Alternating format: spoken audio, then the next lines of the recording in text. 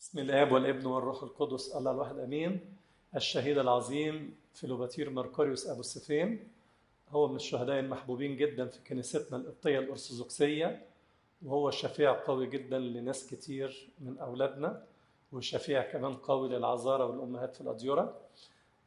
ليه كنايس كتير وليه ديرين، دير في مصر القديمة على اسمه ودير في سيدي كرير في اسكندرية، ومذابح لا حصر لها في كنايسنا. الشهيد أبو سفين اتولد سنة 224 ميلادية من أبوين وثنيين. كان أبوه بيشتغل شغلانة غريبة شوية، كان بيشتغل في اصطياد الأسود والوحوش والنمور، وكان بيقدمها هدايا للملوك والولاة، وبالتبعية طبعا كان بيستقبل منهم الهدايا والعطايا. مرة من المرات كان أبوه وجده في رحلة صيد، وطلع عليهم أسد كالعادة، فالأسد افترس جده، وفي نفس الوقت الأب وسط الأحداث دي سمع صوت من السماء بيدعوه للإيمان المسيحي، واندهش جدا من الصوت. ولما روح البيت وبيتكلم مع زوجته اندهش أكتر إنه سمع منها إن نفس الصوت وفي نفس التوقيت سمعت نفس الصوت من السماء، ودي كانت إشارة ليهم وعلامة إن هم يقبلوا الإيمان ويخشوا المسيحية. وبعد وفاة والده بفترة الملك خلى ابنه فلوباتير يكون هو الأمير في الجيش الإمبراطوري في جيش روما، ومع الوقت أصبح قائد عظيم، ودخلوا في الحرب مع البربر. وفي وسط الحرب الملاك ميخائيل ظهر لأبو سفين أو فلوباتير، واداه سيف روحاني مع السيف اللي بيحارب بيه، وقال له إن أنت هتنال عذابات كتير على اسم السيد المسيح، ولازم تتمسك بإيمانك. علشان كده إحنا بنسميه أبو سفين، السيف اللي بيحارب بيه والسيف اللي خده من الملك ميخائيل. وبنهاية الحرب وانتصار فلوباتير وانتصار الجيش الروماني، كعادة الشعوب الوثنية زمان كان يقدموا يعملوا احتفالات كبيرة، ويقدموا قرابين كده للآلهة والأصنام، اللي بالتبعية رفض طبعا فلوباتير إنه يعمل حاجة زي كده. ولما استحضروا الملك أو استدعاه تمسك بإيمانه قدام الملك، وابتدى سلسلة كبيرة جدا من العذابات كان بيحتملها بكل صبر وإيمان. من ضمنها ربطوه وجروه، وتعلق منكس الرأس وربطوا حجر في رقبته. من ضمنها كمان إن هو اتعلق على الهمبازين واتمشط جسده بدبابيس حديدية، وكان في كل ده متمسك بإيمان وقوة يعني. واستشهد سنة 250. شهيد قوي. احنا باسم الكنيسة هنا احنا فرحانين جدا ان احنا بنقدمه كنيسة الشهيدين الأميرين تدر الشطب والمشرقي بحي الأسمرات. احنا فرحانين احنا بنقدم عمل جميل زي ده، وبنطلب شفاعته لينا ولولادنا. حابب كمان أشكر القائمين على العمل ده وكل اللي اشتغلوا فيه، وأخص بالذكر طبعا الأخ المؤلف الأخ أمير عياد، والأخت المنتجة شيري الأمير. كمان عايز أشكر الأخ كرم المخرج، والمسؤولين عن الديكورات واللوكيشن الأخت سامية عياد والأخت سمية، وكل القائمين على العمل. ربنا يبارك حياتكم ويفرحكم بخدمتكم، ولإلهنا كل مجد وكرامة في كنيسته الآن وكل أوان ولا دهر الدور كلها. آمين.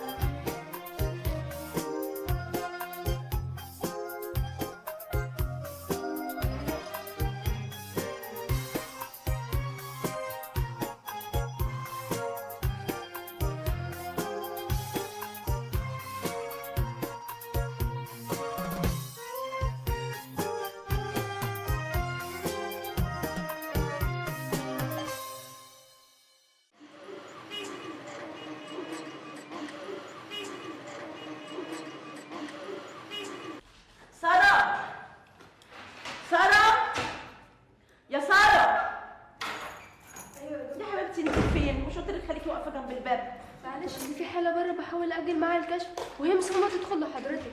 أدخلها؟ بصي هو الوقت اتأخر، دخليها بسرعة بس انجزي عشان ألحق نبطشيتي في المستشفى. حاضر حاضر. اتفضلي.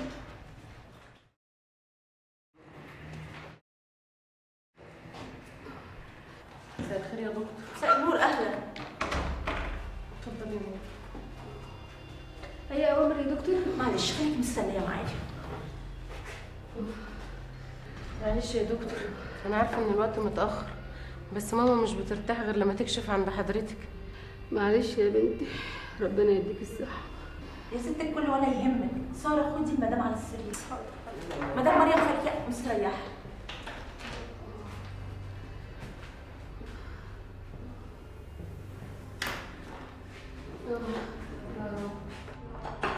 متقلقيش يا ماما، زي الفل ان شاء الله.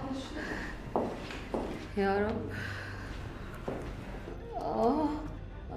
يا دكتوره مش مستحمله دست ايدك، معدتي منفوخه وجعاني. مفيش اي حاجة بس ما تقلقيش. قومي كده. خدي نفس عميق، اكتبي النفس. ايوه طلعيه. مفيكيش اي حاجه، ما تقلقيش. خير يا دكتور، ده ماما ما بتنامش طول الليل من كتر القلق، وادي كل الادويه هي اللي بتاخدها. ما تخافيش ماما زي الفل، مفيش اي حاجه. وريني كده هي بتاخد ادويه ايه. ده نوقفه عشان ده بيعمل انتفاخ لماما في القولون. تمام. ودوت نستمر عليه لمده اسبوع، مفيش مشكله. دوت هتجيبي منه شريط واحد تاخده على الريق، وبعد اسبوع تعالي.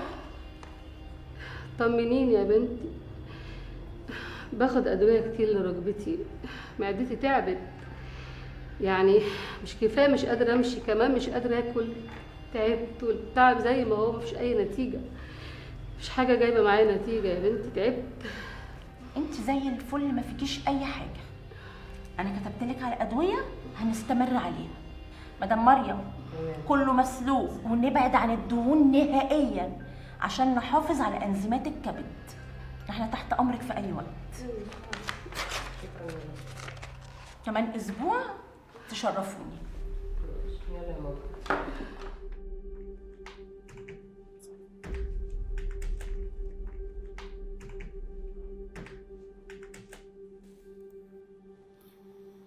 يا رب.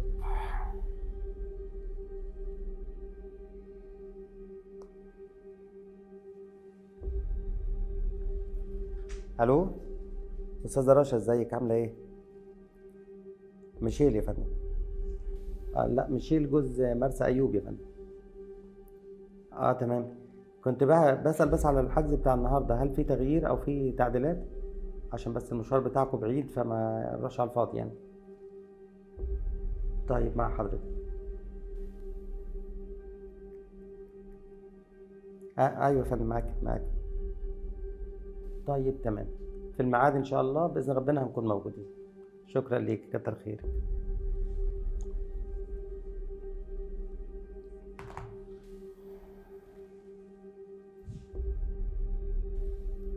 ربنا يكتب لنا فرحة الخلفة على ايدك يا دكتور اشرف.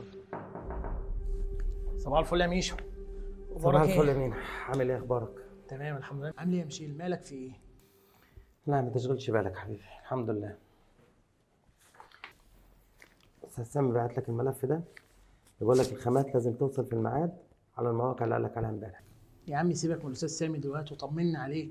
في ايه مالك؟ مفيش يا مينا، قبل ما انت تيجي كنت لسه قافل مع عيادة الدكتور اشرف الحداد. معرفش من ساعة ما قفلت وانا مخنوق كده ليه، بدون سبب. انا حاسس بيك يا مشيل، انت صبرت كتير قوي على موضوع الخلفه ده، بس صدقني اوعى تيأس من محبه ربنا. ربنا موجود، كله للخير. صدقني يا مينا، انا الموضوع لو عليا انا مش فارقه معايا، وراضي باللي كاتبه لي ربنا. لكن مرسى يا مينا اللي كل يوم بتديني كلام يقطع القلب، وللاسف انا مش في ايدي اي حاجه اعملها. عملت كل اللي في وسعي. ما انت مش مقصر معاها اهو، وبيتابع عند الدكتور اشرف الحداد، وده كشفه مش قليل يا مشيل. قليل بقى ولا كتير؟ المهم اخلص من كابوس الخلفه اللي انا هيقضي عليا الموضوع ده. يا سيدي ولا كابوس ولا حاجه، سيب كل حاجه على ربنا، وصدقني ربنا طيب وحنين قوي. الكتاب بيقول تعالوا الي جميعا المتعبين وثقيل الاحمال وانا اريحكم.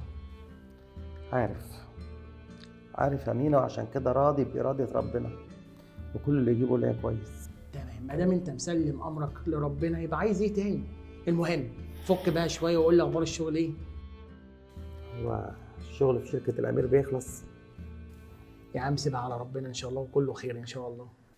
أستاذ أمير عايز الفواتير بتاعة الشهر اللي فات بالتاريخ والسيريال نمبر ورقم الفاتورة. ما تشيلش همهم، هو كلمني امبارح وانا خلصت له كل حاجه.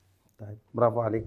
طيب هتابعك معايا تدخلهم على مكتبه عشان ما يجيش بقى يفضل يزن على دماغي. قبل ما امشي اهم حاجه تسيب كل حاجه على ربنا، وصدقني ربنا طيب زي ما انا قلت لك. خلاص انا داخل. آمين. ربنا موجود. يلا صلواتك سلام. آمين. سلام. يا رب حلها انت من عندك.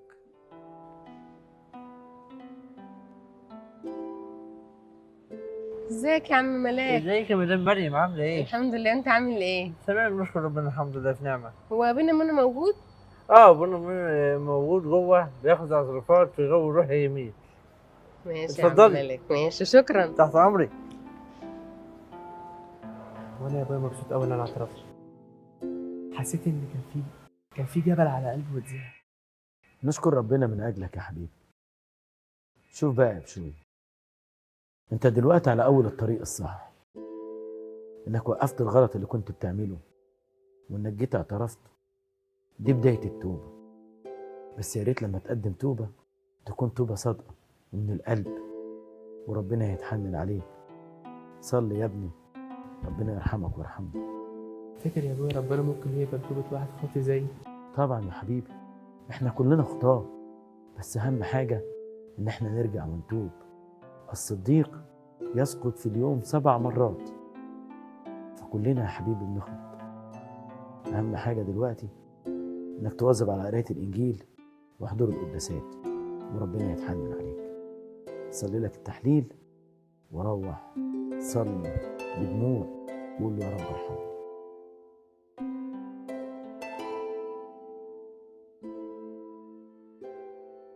ربنا معاك يا حبيبي، ربنا معاك.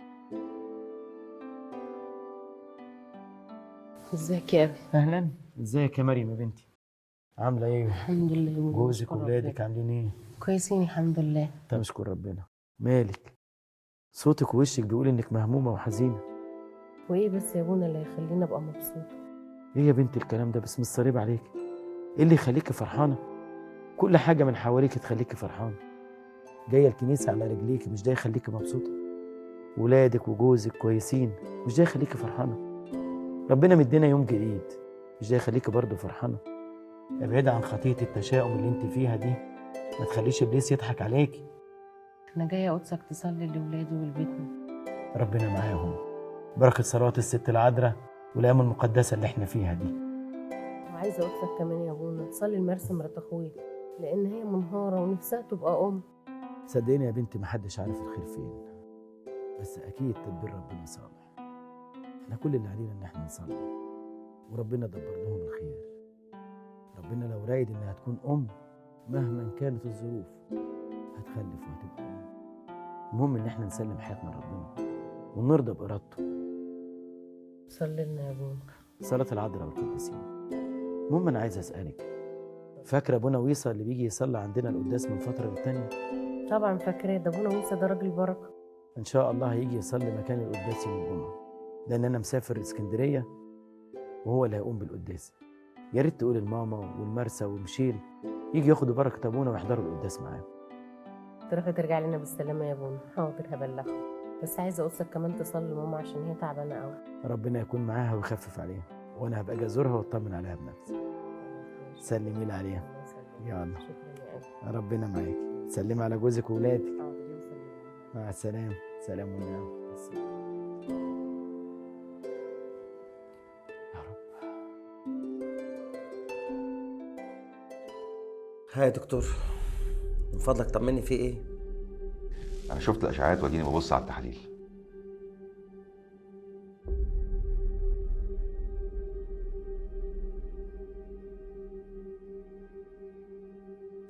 دكتور يعني ممكن تقول لنا الاشعه والتحاليل فيها ايه؟ هو انا حاسه ان في امل المره دي، صح؟ طبعا انتوا عارفين المكان اللي انتوا فيه وعارفين مين هو دكتور اشرف حداد. طبعا يا دكتور عارفين ان حضرتك غني عن التعريف، والدليل ان احنا حاجزين عندك من 3 شهور، وان شاء الله احنا واثقين ان حضرتك يعني ربنا هيدينا على ايدك عيل واتنين. ويا جماعه عارفين ان الطب بيتقدم كل يوم وفي كل يوم دراسات وابحاث جديده، لكن في حاجات بيبقى فيها تدخل الهي، هو اهم حاجه هو مشيئه ربنا. اكيد طبعا يا دكتور، اكيد، ونشكر ربنا على كل حال. يا دكتور انا مش فاهمه حاجه، ممكن تفهمنا؟ الحقيقه هانم الاشعاعات والتحاليل كلها بتقول استحاله حدوث حمل، لكن زي ما قلت كل شيء بمشيئه ربنا. تمام يا دكتور، فعلا كل حاجه باراده ربنا، واحنا نشكر الله على كل اللي يجي. استنى، احنا موافقين ايه؟ موافقين ايه وازاي استحاله حدوث حمل؟ انا مش فاهمه. احنا بقالنا 3 شهور حاجزين عند حضرتك علشان ندخل عند حضرتك، علشان حضرتك دكتور كبير ومشهور وشاطر. احنا صارفين كل ورانا واللي قدامنا علشان ندخل عند حضرتك. احنا كنا بالفلوس دي كلها وبالوقت ده كله كنا رحنا عند اي دكتور صغير والسلام. انا مش فاهمه يا دكتور.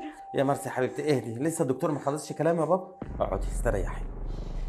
حقك عليا يا دكتور، زي ما انت شايف حالتها، انا اسف. اتفضل يا استاذ مشهد، انا مقدر شعورك كويس. شكرا يا دكتور. دكتور من فضلك لو سمحت شوف اي صرفه، انا مستعد لحل المشكله دي مهما كلفني الامر، ان شاء الله اسافر بره مصر. استاذ ميشيل، ولا بره ولا جوه، اشعه التحليل كلها بتقول ان انت ما فيش عندك اي مشكله. يعني كده المشكله فيا انا؟ المشكله فيا انا مشيل؟ يا مرسي يا حبيبتي، احنا لسه الدكتور ما كملش كلامه، اصبري واهدي يا دكتور لو سمحت. احنا عايزين نشوف موضوع الخلفه ده ونخلص منه، لا اما نرضى باراده ربنا وخلاص. انا مستعد لاي تكلفه، ارجوك خلصني من الموضوع ده يا دكتور لو سمحت. لو في حل يا دكتور من فضلك قول لي عليه، وانا مستعد اعمل اي حاجه حضرتك تطلبها. استاذ ميشيل، انا مش هخبي عليك، كله بيقول استحاله حدوث حمل، لكن زي ما قلت لك قبل كده كل شيء باراده ربنا. كتر خيرك يا دكتور، واحنا واثقين في اختيار ربنا لينا يا دكتور. خلاص يا مرسي، خلاص قومي. شكرا يا دكتور.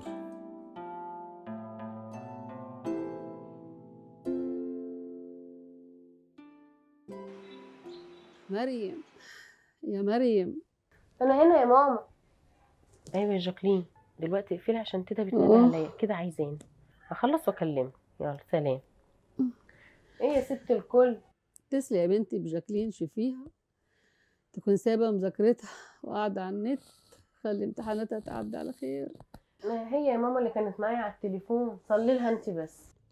ربنا يفرحك بيها يا بنتي. عارفه يا حبيبتي اني واخداكي من بيتك ومن عيالك، سامحيني يا بنتي. واخداني ايه بس يا ماما؟ ما تقوليش كده.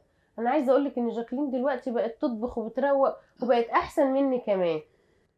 اسم الصليب عليها يا حبيبتي، طلعالك يا مريم وانت صغيره وطالعه لستها كمان. تعيش يا حبيبتي. هشوف مين يا ماما على الباب.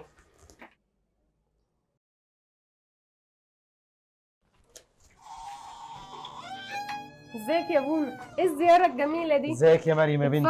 اتفضل. عامله ايه؟ الحمد لله. ولادك عاملين ايه في امتحاناتهم؟ كويسين بصلوات قدسك يا بونا. ام مشير عامله ايه صحتها دلوقتي؟ كويسه جوه. تعالى اتفضل. اتفضلي. ازيك يا ست الكل؟ ابونا مينا، زارتنا البركه يا ابونا مينا. ده انت اللي كلك بركه يا ام مشير. طمنينا عليكي بقى وعلى صحتك. الدواء الجديد جايب نتيجه ولا تحب نغير الدكتور وتشوف دكتور احسن؟ ربنا هو الشافي يا ابونا، وديني ماشيه على العلاج، وربنا يكمل الشفاء بصلاه قدسك يا ابونا. امين يا ام مشير، ربنا يتحنن عليكي بالشفاء، بركه صلوات الست العذراء وابو سيفين والايام المقدسه اللي احنا فيها يا رب. المهم بقى يا ستي، انا امبارح كنت في دير ابو سيفين في مصر القديمه. تعيش وتزور يا ابونا. جبت لك معايا بركه كبيره. تعيش يا ابونا. جبت لك ازازه زيت لابو سيفين ابو سفيان عايزك تدهني منه وببركه ربنا هتبقي زي الفل. يا رب يا ابني يا رب. وعرفت ازاي ان ماما بقى شفاح ابو سيفين؟ هو في حد ما بيحبش ابو سيفين يا مريم؟ اخ منك انت. ايه يا مريم، انت فرحتي بزيارة ابونا مينا وهتنسي تجيبي له حاجه يشربها؟ لا لا، رايحه فين؟ انا مش جاي اتضايف، انا جاي اطمن عليكم واخد بركه زيارتكم. البركه يا زيارتك يا ابونا، سامحني ما قدرش اطلع في الصاله استقبل قدسك. ده كلام برضه؟ ما انا عارف كل حاجه ومقدر. المهم بقى انا عايزك تتجدعني وتنزلي تصلي القداس يوم الجمعه. حاضر. انا رايح رحله وادي النطرون، وابونا ويسا هو اللي يجي يصلي القداس. ابونا ويسا بقالي كتير ما شفتوش يا ابونا. ولا يا مريم نسيت تقولي لها؟ لا قلت لها يا وتسابون، صح يا ماما؟ قالت لي يا ابونا وفرحتني. انا عارف ان هي قالت لك، بس انا بنكشها عشان دايما حزنانه كده. لا يا ابونا كتر خيرك. صلاة العذراء والقديسين. انا هستأذنك بقى عشان النهارده عندي افتقاد كتير. ربنا معاك يا ابونا.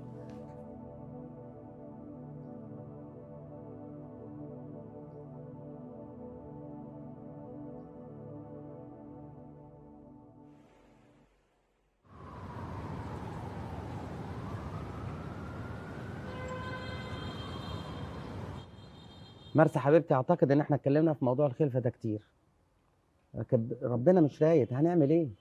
وبعدين يا ستي انا مخرجك عشان يعني تفك شويه. يعني ايه يا مشيل؟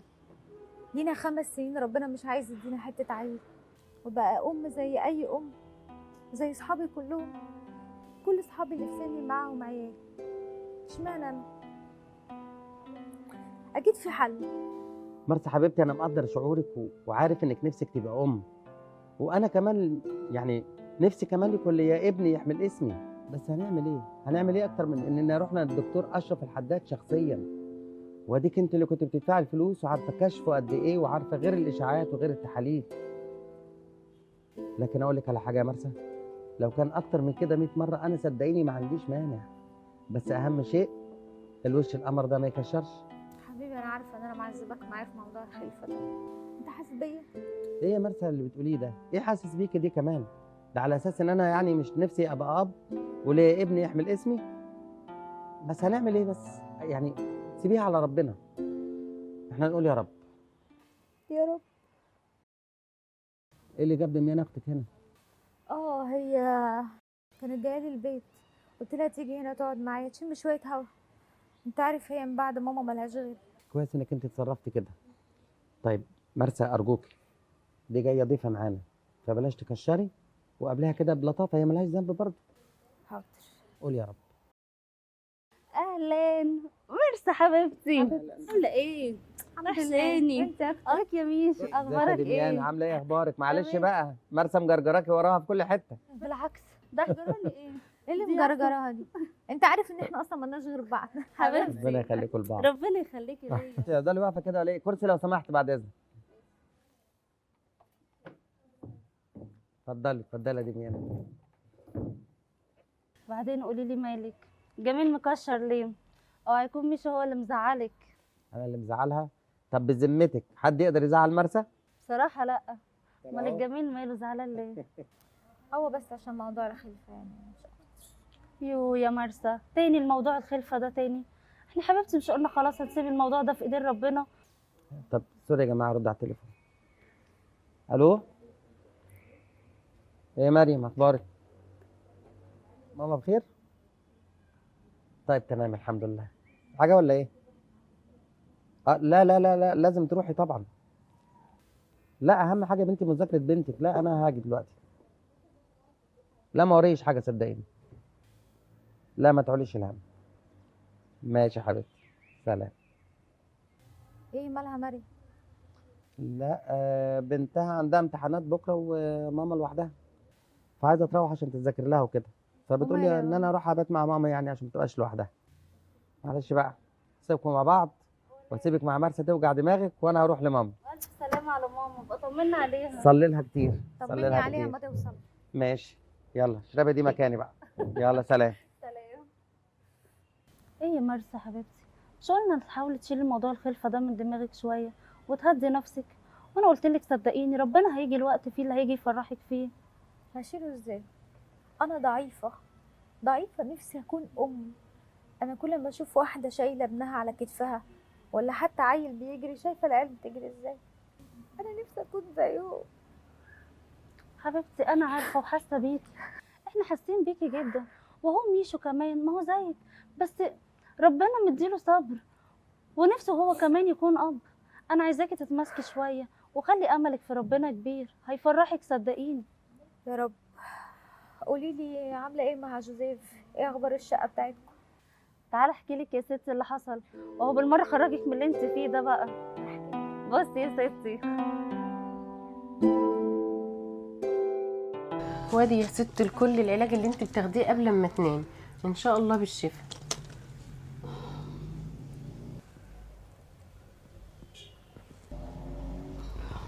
انت يا ماما تعباكي معايا يا حبيبتي، معلش. تعبك راحه يا قلبي، مغلبانا ايه؟ ما احنا ياما تعبناكي واحنا صغيرين، نرد حاجه من جمايلك بقى. ربنا يحافظ عليك وعلى عيالك يا قلب امي. يلا الحقي روحي قبل الليل ما يليل. لا يا ماما روح ايه، ما اقدرش امشي واسيبك، انا كده كده اتصلت بمشيل وزمانه جاي وهطمن عليكي لما يجي. وتقلقي اخوكي ليه بس يا حبيبتي؟ مش كفايه اللي هو فيه؟ مفيش قلق ولا حاجه يا ماما، انت بس ادعي له ان ربنا يرزقه بعيل هو ومرسى، وان شاء الله هيبقى كويس. ده صارف كل مصاريفه على الدكاتره. بصي يا مريم، عايزه اقول لك حاجه يا حبيبتي. قولي يا روحي. اول ما اتجوزت ابوك الله يرحمه، ربنا ما أردش يكون في حمل على طول، وزي ما الكتاب بيقول كده. يا ماما افرح بامرأة شبابك. أنا ليه ما افرحش بزوج شبابي؟ ليه أجل فرحتي وسعادتي على حاجة يمكن تحصل أو ما تحصلش؟ ولو ربنا أراد وحصلت هتحصل امتى؟ اديته حنان، اديته حب، اديته رعاية، لغايه ما جيتي انت ومشيل اخوكي. هقول لك حاجه حبيبتي. قولي يا حبيبتي. افرحي باللي في ايدك يا مريم، عشان ربنا مدينا كتير. ما تاجليش فرحتك ولا سعادتك على حاجه لسه هتيجي وهتحصل. وتخلي زي ما بتعتني بولادك تعتني بجوزك. اعتبريه ابنك البكر زي ما كنت بعتبر ابوك ابني البكر، واديكي شفتي كنا عايشين حلوين ازاي يا حبيبتي. حاضر يا ماما. ربنا يخليكي ليا يا حبيبتي. تعيشي يا ماما. يلا عشان تلحقي تروحي قبل الليل ما يليل. حاضر يا ماما. ممكن انت تنامي شويه كده تريحي؟ طيب ماشي يا حبيبتي. ماشي ماشي يا حبيبتي.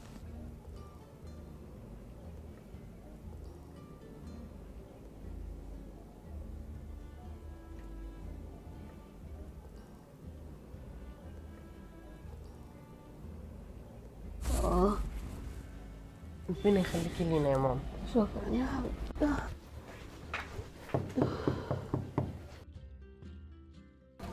ايوه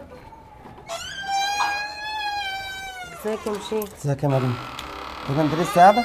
طب ادخل. طيب امشي ازاي واسيب ماما لوحدها؟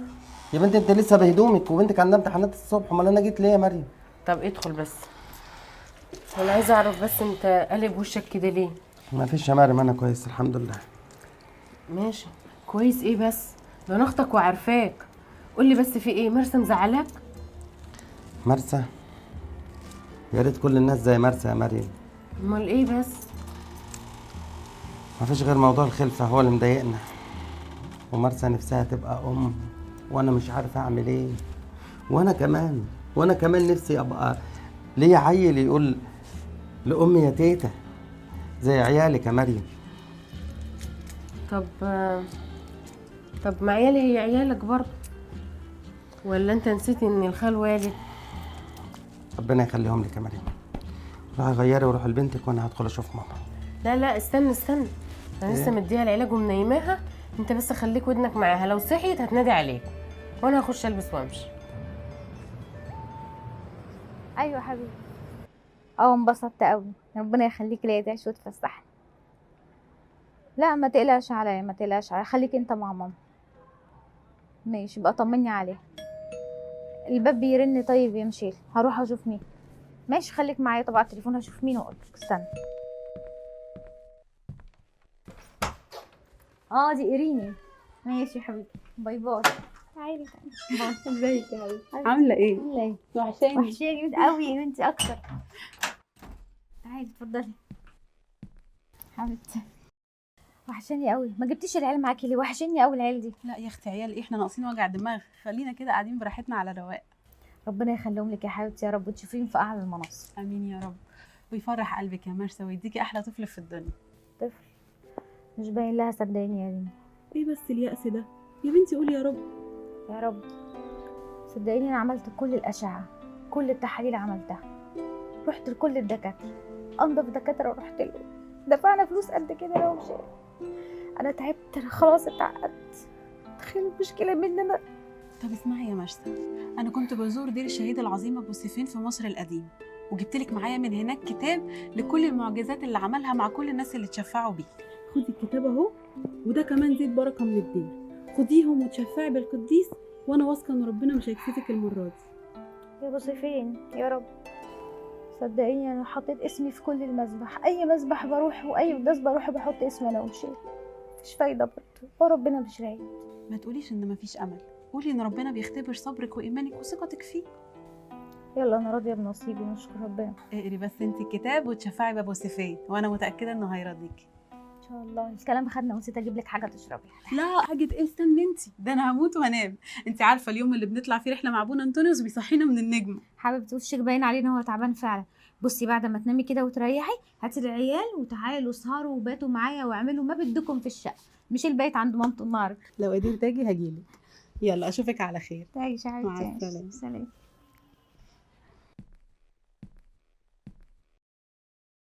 شرفتيني يا حبيبتي ونورتيني. حبيبتي ما تنسيش اللي قلت لك عليه.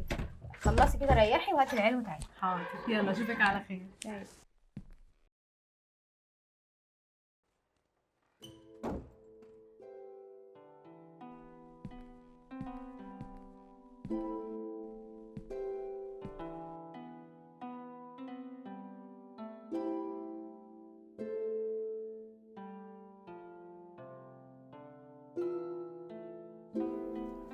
يا ابو سيفين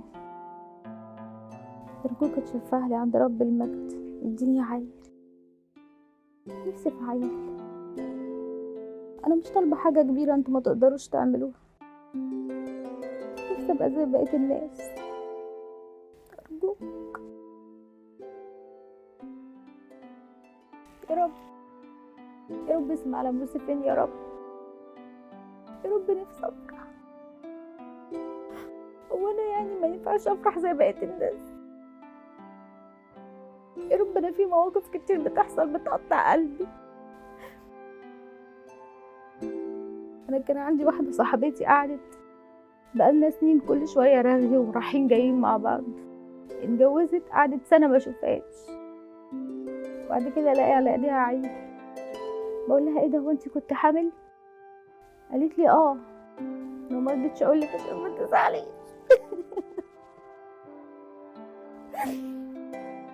وانا للدرجه دي يعني هبص لها؟ انا كنت هفرح لها عادي كأن ابني او كأن انا حامل انا التاني. نفسي احس الابومه زي ما هم حاسين.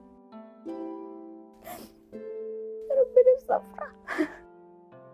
انا مستنيه تسمع على ابو سيفين، مستنيه تسمع له، مستنيه شفاعتك. انا هقرا الكتاب واشوف المعجزات كلها اللي هو عاملها. نفسي ابقى واحده منهم وزيهم. لو انا غاليه عندك اعمل لي معجزه زيهم.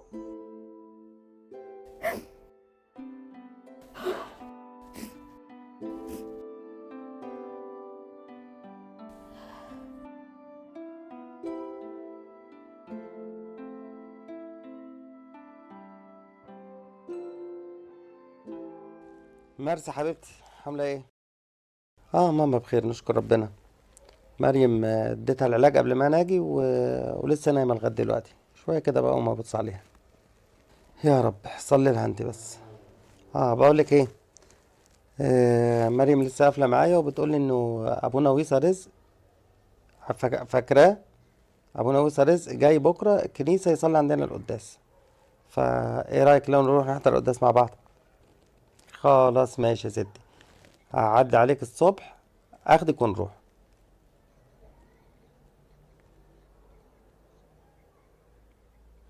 طيب ان شاء الله لو صلي لها انت كده، لو قامت بالسلامه هعدي اخدها ونروح مع بعض. ماشي، تصبح على خير. سلام سلام.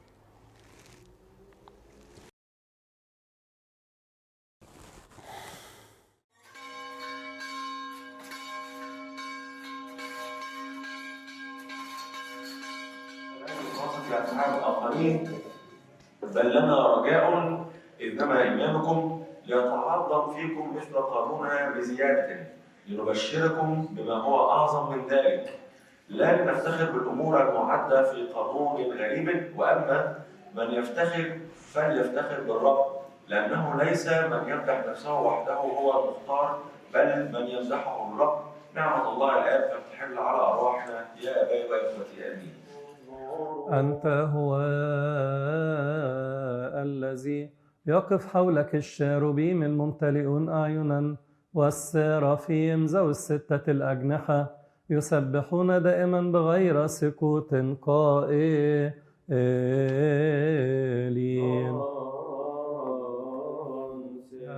أولا أذكر يا رب أبونا الطوباوي المكرم رئيس الأساقفة بطريركنا البابا الأنبا تودرس الثاني وشريكه في الخدمة الرسولية أبونا الأسقف المكرم الأنبا أبانون.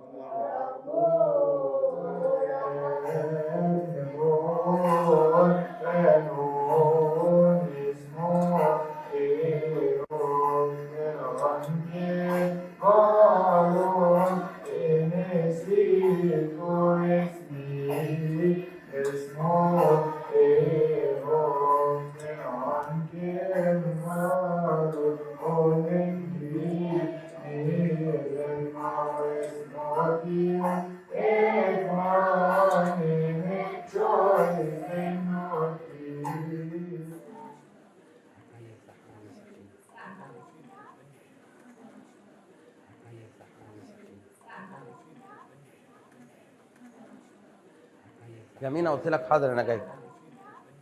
لا في الكنيسة. طيب خلاص ماشي اوكي، هاجي واكملها لك. حاضر سلام. شيل ايه يا بابا مشيت ليه؟ ومريم ما جاتش معاك ليه؟ ما خلاص، ما القداس خلص، هقعد اعمل ايه بقى؟ وبعدين مريم ما هي انت عارفه النهارده امتحانات بنتها، فكانت سهرانه طول الليل بتذاكر لها. الله يكون في عونها، من ماما للبيت لبنتها الامتحانات. ربنا يقويها وبالنجاح يا رب. طيب خليك معايا طيب عشان ناخد بركه ابونا ويس، انا ما بصدق يجي هنا الكنيسه عندنا. يا حبيبتي ما انت عارفه ان ابونا ويسا لما بيكون موجود هنا بتبقى كل الناس عايزه تسلم عليه، فعبال ما يجي بقى دوري واسلم عليه هيكون عدى ساعتين ثلاثه، وبعدين اتاخرت على الشغل. انا النهارده اشوف الساعه كام دلوقتي، لسه ما رحتش، يا دوب هغير هدومي في البيت واروح عشان مينا لسه قافل معايا. ماشي يا بابا، تمام. طيب خلاص انا هاخد بركه ابونا وما تقلقش على ماما خالص، احنا بعد ما نخلص خالص هاخدها واروحها البيت واقعد معاها في البيت لحد ما مريم تيجي. وعلى فكره انا لمحت ريني هنا، هروح انا وهي موجوده بجد؟ طيب ماشي خلي بالك. باي. مش تقولي ان انت كنت جايه علشان كنا نيجي سوا؟ ما انت عارفه ما ينفعش اعرف ان ابونا ويسا جاي يصلي القداس وما انتهزش الفرصه. عندك حق صح. المهم قولي لي، قريتي كتاب معجزات ابو سفين ولا طنشتي؟ طنشت ايه بس، ده كتاب فظيع بجد يعني، بركته كبيره قوي يعني. شكرا لك يا ريني بجد قوي. بركته وشفاعته تكون معاكي يا حبيبتي. انت جايه لوحدك ولا ايه؟ انا مش شايفه حد معاكي. لا انا جيت مع مشيل ومامته. مشيل راح الشغل خلاص، مامته ما اعرفش عماله ادور عليها. بصي كأن في طفله تايهه مني عماله ادور عليها. ما تخافيش عليها، انا شفتها واقفه مع ابونا جوه. بجد؟ طب تعالي نلحقها ما تمشي. تعالي. فرحت يا ابونا لما ابونا مينا قال لي ان انت جاي. ربنا يديك الصحة ويحافظ عليك، تعيشي كتر خير. منورانا بنتي، صلواتك. ربنا يحافظ عليك. سلام، ازيك؟ سلام، اهلا وسهلا. من فضلك يا ابونا معلش انا هستعيد قدسك لحد لما افضيك، انا بس محتاجه قدسك بس تصلي لي يا ربنا يديني عافيه. يا رب يفرح قلبك يا بنتي، حافظ عليك. سيد رب يسوع المسيح قد تكون خطيئة نفخ في وجهك الموجود كل سين والروح القدس فرتم كنا قد اخطانا اذا كنا طيبنا في البشر ذلك غير محل يعني انا نزل السماوات كل ربنا يحافظ عليك يا بنتي. اغلي زيت، ربنا يحافظ عليك. تفضلي. باي. احلى كوبايه قهوه لاحلى استاذ مينا في الشركه كلها. اهلا، ازيك يا عم حماده؟ كويس يا راجل يا طيب انك جيت، لسه كنت هكلمك دلوقتي. امبارح وانا مروح من هنا حضرتك وانا ماشي في الشارع لقيت الصوره دي، معرفش طبعا صورة مين. لما روحت البيت بنتي قالت لي دي صورة اخواتنا الأقباط، جبتها لحضرتك على طول. فعلا يا عم حماده، دي صوره القديس ابو سيفين. والراجل ده شغال ايه؟ الراجل ده ما بيشتغلش يا عم حماده. ابو سيفين ده حاجه كبيره جدا عندنا في الكنيسه يا عم حماده. معلش ما تاخذنيش يعني للسؤال، يعني انا ما اقصدش اي حاجه. لا لا لا، ولا يهمك يا عم حماده. انت عارف ان احنا طول عمرنا واحد واخوات، ودليل على كده ان احنا شغالين مع بعض من زمان يا راجل يا بركه. لا انا ما شفتش اي فرق بصراحه. طب ممكن سؤال اخير حضرتك؟ اتفضل يا عم حماده. هو الراجل اللي في الصوره ده اسمه ابو سفين وماسك سفين؟ بص يا عم حماده، حكايته ان هو اسمه الحقيقي فيلوباتير مرقوريوس ابو سيفين. طب ايه حكايه بقى ابو سيفين؟ ابو سيفين ده كان قائد في الجيش. اول ما نزل المعركه ربنا بعت له الملاك اداله سيف تاني عشان يحارب بيه الاعداء، وفعلا هزم بيه الاعداء، علشان كده اخذ لقب ابو سيفين. انا عايز اعرف حكايته ايه الراجل ده. حكايته طويله قوي يا عم حماده. انت عايز الاستاذ امير صاحب الشركه يطب علينا ويرفدنا انا وانت ولا ايه؟ على العموم هجيب لك كتاب تقراه براحتك في البيت. لا على ايه؟ محدش لاقي شغل اليومين دول. صباح الخير يا مينا. اهلا، صباح الخير. صباح الخير يا عم حماده. صباح الخير يا استاذ. الاخبار؟ انت اخبارك ايه؟ الحمد لله تمام. كله كويس؟ الحمد لله نشكر الله. خلاص روح انت يا عم حماده وانا هجيب لك اللي انا قلت لك عليه. وبالمره هجيب حاجه للاستاذ يشربها. اتفضل يا عم حماده. طمني عليك، عامل ايه؟ ايه ماله يا عم حماده؟ وايه اللي هتجيبه له ده كمان؟ لا ابدا يا سيدي، ده بنته لقيت صوره ابو سيفين في الشارع فجابها لي وعايز يعرف حكايته ايه. طيب قوي يا عم حماده ده. بس مش عارف ايه حكايه ابو سيفين معايا اليومين دول. ايه هو انت كمان لقيت صورته في الشارع ولا ايه؟ لا ما لقيتش يعني. في واحده جارتنا كانت في زياره للدير وهي وجايه جابت لمراتي كتاب معجزات ابو سيفين، فيعني حاسسها غريبه شويه. مالك مستغرب كده ليه؟ الموضوع ده مش بعيد قوي على ابو سيفين. ابو سيفين بيحس بكل الناس يا مشير، واي حد بيطلبه في اي وقت صدقني بيلاقيه واقف جنبه. امين. بركه صلواته تكون معانا ان شاء الله. امين يا رب. طب قول لي، استاذ اميره واستاذ سامي حد سال عليا النهارده فيهم؟ لا هما الاثنين ما جوش النهارده، غالبا عندهم مقابلات بره. طيب تمام. طيب يلا نخلص الملفات اللي قالوا عليهم. ما تقولش هم الملفات اهي جاهزه، يلا بينا. يلا.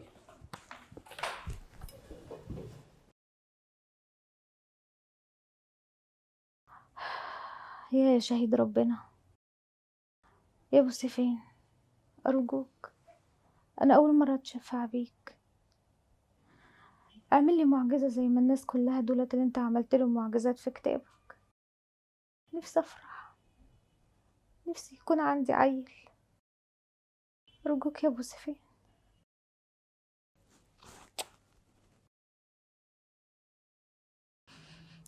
بكره بقى اكمل بقى بقيه الكتاب بتاعك، عايزه انام.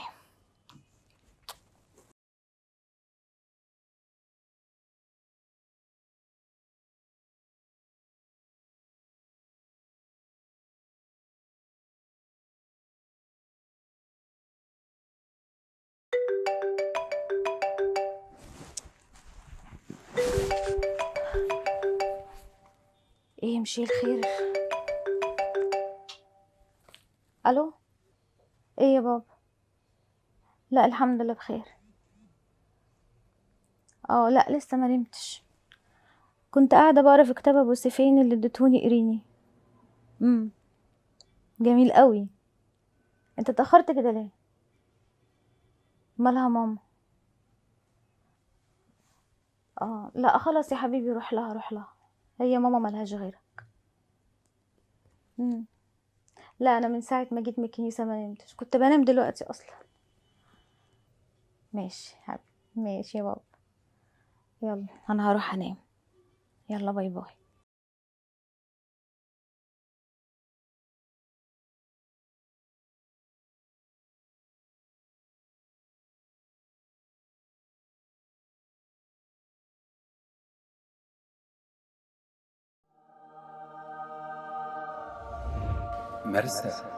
مرسى اسم الصليب، اسم الصليب.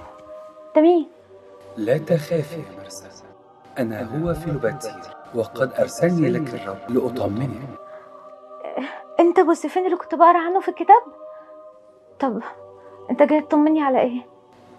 أتيت لطمنك أن الله القدوس سمع صلاتك وأنين قلبك، وأراد بمشيئته الإلهية أن يكون لكم ولد كما طلبتموه أنت وزوجك. يعني أنا هكون أم؟ لا، أنا بحلم أنا هكون أم بجد. اذهبي أنت وزوجك إلى ديري، وهناك ستقابلكم الأم الراهبة، وهي سترشدك إلى طريق النور. أشكرك يا رب. راح فين؟ أشكرك يا رب. شكرا يا وسفين.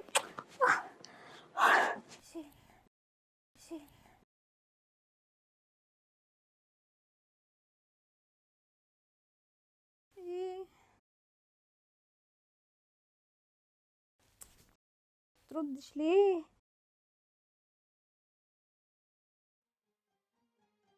ميشيل.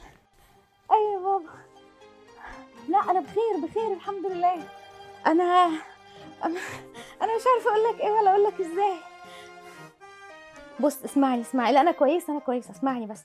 بص انا كنت قاعده بقرا في كتاب ابو سيفين زي ما انت كلمتني ماشي، وانا نايمه لقيت الدنيا منوره وريحه بخور جامده. انا لحد دلوقتي الريحه في هدومي. ولقيت ابو سيفين واقف نفس الصوره بتاعته، واقف بيقول لي اني هخلف وهكون ام. وقال لي لا مش حلم اصبر اسمع. قال لي وروحي ديري انت وجوزك وروحوا اتكلموا مع الرهبه هناك. لا مش حلم، انا بقول لك الريحه صدقني الريحه في هدومي لحد دلوقتي. لا بكره ايه؟ لا مش هستنى انا. بكره ايه اللي استنى؟ بص هو الصبح ما تجيش عندي، انا هجيلك عند ماما واخدك ونروح على طول على الدير. لا هو العنوان مكتوب في الكتاب من ورا. لا العنوان مكتوب، ما تسالش حد عشان خاطري، واصحى بدري. ماشي نام بقى بسرعه بقى عشان تلحق تصحى بدري. ماشي باي يا رب. اشكرك. وادي يا ابونا كل اللي حصل، واتصلت بمشيل حكيت له على كل حاجه. لما حكيت لي كده امبارح يا ابونا وانا كنت عند والدتي، قلت لها لا استني، ده موضوع ما تسكتش عليه، لازم نروح لابونا مينا ونحكي له الموضوع ونشوف رايه ايه في الموضوع ده. مش يمكن يا مرسى يكون حلم؟ مش يمكن يا ابونا يكون حلم؟ حلم ايه بس يا مشيل؟ وانت كل شويه تقعد تقول لي حلم؟ يا ابونا انا شفت ابو سيفين بعيني، وكمان ريحه الشقه كلها بخور وحتى ريحه هدومي. طب بعد اذنك يا ولاد، ممكن تدوني فرصه اتكلم وتسمعوني؟ اتفضل يا ابونا. احنا اول هام لازم نعرف ان مقاصد الله لا يعلمها غير الله. يعني اي حاجه ربنا بيسمح بيها في حكمه فيها. يعني مثلا عندنا موضوع زي موضوع الخلفه ده، لو ربنا اراد ان يكون في خلفه مهما كانت المشاكل والتحديات لازم هيكون في خلفه. طب لو ربنا ما سمحش، مهما كانت الامور سهله، مهما كان مفيش مشاكل، مش هتحصل خلفه. وهنا بقى المشكله يا حبيبي، في ناس لما ما بتخلفش بتسلم حياتها لربنا وتؤمن بإرادته، وفي ناس تانية بتلجأ لمشاكل ومحاكم وتتذمر على إرادة ربنا وتفكر في الانفصال، وده بيزعل ربنا مننا.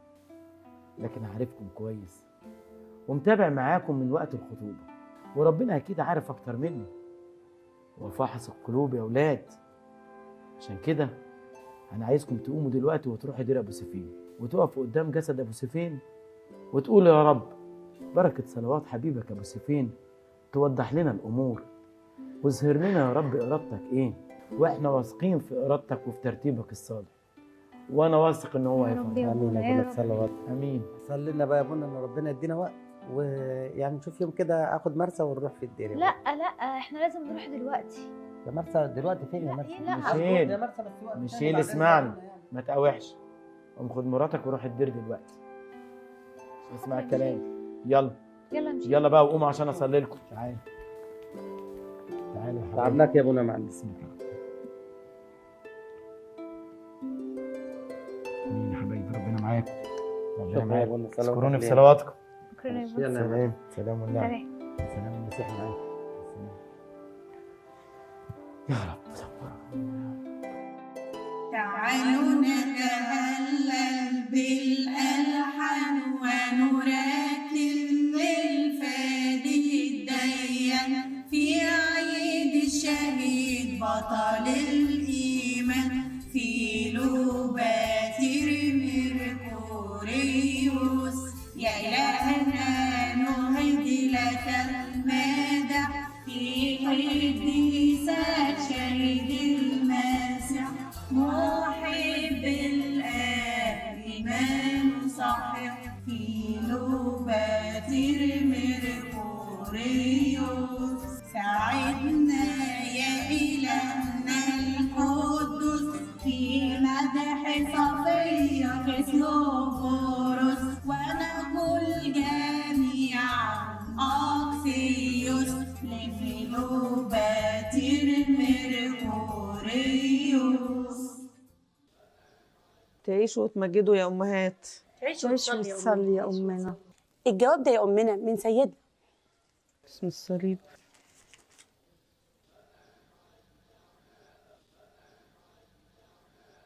ما تقلقوش يا أمهات، سيدنا بعت يوصينا نصلي من أجل سلام العالم، من أجل الغلاء ومن أجل الوباء. ننبه على كل الأمهات تزود من صلواتها من مطانياتها، وربنا يتمجد في حياتنا إن شاء الله. فعلا يا أمنا محتاجين نكثف الصلاة من أجل العالم علشان ربنا يتحنن على شعبه مع اللي بيحصل مع اخواتنا في العالم. فعلا يا أمنا العالم كله محتاج إن احنا نتحد كلنا كأديرة، وكمان الكنايس تصلي كتير عشان السلام يرجع لبلادنا تاني، وكمان الناس تعيش في محبة وسلام. كمان محتاجين يا أمنا نصلي من أجل الناس البعيدين عن ربنا، الناس اللي الشياطين واخداهم في طريقهم. ده ربنا قال في كتابه المقدس تعالوا إلي يا جميع المتعبين وثقيل الأحمال وأنا أريحكم. يا أمهاتي ربنا لما بيسمح بالتجارب بيدي معاها الجوة والاحتمال، هو بس ربنا عايز يسمع صوت ولاده وبناته. ربنا حكيم وحنين قوي، وربنا يتمجد في حياتنا. فعلا لو كل الناس قربوا من ربنا واهتموا بحياتهم الروحية مهما كان صعوبات الحياة ربنا هينجينا منها ونوصل للسما بسلام. بالمناسبة يا أمنا الرحلة اللي جت امبارح من أسيوط كان في حاجة كده وما كانش في فرصة أقولك عليها. خير يا أمنا. اتفضلي يا أمنا مهرائيل، قولي لأمنا إيلاريا على الرحلة اللي جت امبارح. أنا وأختي أنستاسيا كنا بنرتب كتب الخلاجي والأجبية، وسمعنا صريخ وصويت وناس عاملة دوشة كبيرة، فجرينا نشوف في إيه. لقينا واحد جاي من الرحلة اللي كانت ومعاه ابنه عنده حوالي 15 سنة كده، فعنده شلل يا أمنا، شلل في دراعه الشمال، بيقول لك ده تأثير حادث عربية. فعلا يا أمنا الراجل ده جالي من يومين ومعاه ابنه، واشتروا كمية كبيرة قوي من كتب معجزات الشهيدة بوسيفين، ولما بسأله واخد الكمية دي كلها ليه؟ قال لي عشان أوزعها على كل جيراني وكلهم يعرفوا مين أبو سفين. وكمان حكالي اللي حصل معاه جوه المزار. والده كان واقف ودموعه مالية عينيه بيصلي لابنه، ابنه اللي احتارت الأطباء في حالته. وبالفعل يا أمنا أتمت المعجزة على إيد شهيد الرب فيلوباتير ميركوريوس، والولد خف ورجع وكأن ما فيهوش أي حاجة حصلت. يتمجد اسمك. اللي انتوا بتقولوه ده مش جديد على بوسيفين، ما ياما ناس بتيجي حالتها ميؤوس منها وبيروحوا بيوتهم مجبورين الخاطر. يلا يا أمهات كل واحدة فينا على شغلها، ونتقابل في الكنيسة الصغيرة الساعة 6. تعيشي وتصلي يا أمنا. تعيشي يا أمنا. سلام يا أمنا. تعيشي. سلام يا أمنا. سلام. سلام يا أمهات.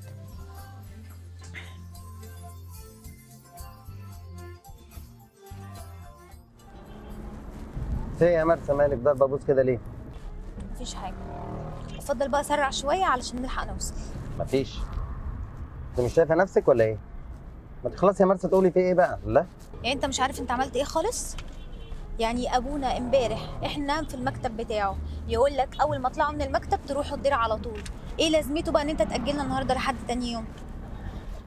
يا مرسى يا حبيبتي، يا مرسى ما انت شايفه ان ماما كانت تعبانه امبارح وما كانش ينفع نسيبها ونيجي. وبعدين الزعل ده كله عشان اجلت زياره الدير يوم يعني؟ يا ستي حقك عليا، انا اسف، ما تزعليش. الماما ما اشوفش التكشيره دي بقى. مش حصل خير. خير ان شاء الله. انا مش عارفه بصراحه انت لابس ليه خفيف كده يا بابا؟ احنا في شتاء، انا بردان، انت مش شايف انا عامله ازاي؟ امال لو شفت بقى عم حماده اللي معانا في الشغل، راجل كبير وبصي طول الشتاء كلنا لابسين جواكت وبلوفرات الا هو تلاقيه دايما لابس نص كم معلق. ياه، معقولة؟ لا وايه، عنده 65 سنه ومعدي ال 65 كمان. طب يلا بس سرع بسرعة، هتحسد الراجل. سرع سرع. لا احسن ايه، ده عم حماده ده حبيبي، راجل محترم قوي.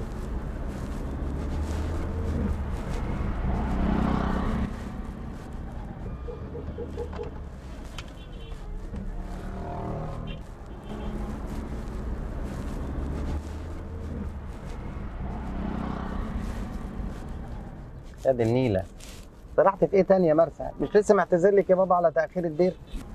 مش على الزعل ولا حاجة، انت مش متخيل انا مش رايح من دماغي ولا من عينيا منظر ابو ستيفان وهو ظاهر لي. منظره جميل قوي، شكله جميل. انا متخيله ان احنا اول ما نخش الدير كل الصور اللي اشوفها هناك بنفس المنظر اللي انا شفته بيه. انت مش متخيل جماله، صدقني. انا مش عايز اضايقك واقول لك مش يمكن حلم. ما تضايقنيش. حلم ايه بقى؟ حلم ايه؟ حتى ابونا قال لك مش حلم. طيب خير ان شاء الله. عامة احنا كلنا دقيقة ولا دقيقة ونص ونكون وصلنا بإذن ربنا. وانا واثق ان ربنا هيتحنن علينا ويرجعنا مجبورين الخاطر وكمان مبسوطين ويفرح قلبنا. قول يا رب يا مريم. يا رب يا بابا، يا رب. سرع بقى عشان خاطري. خلاص بقى هنخش في الناس يعني يا مرسى. معلش، مش هتخش في حد يعني. خلاص هو تقريبا الشارع اللي جاي.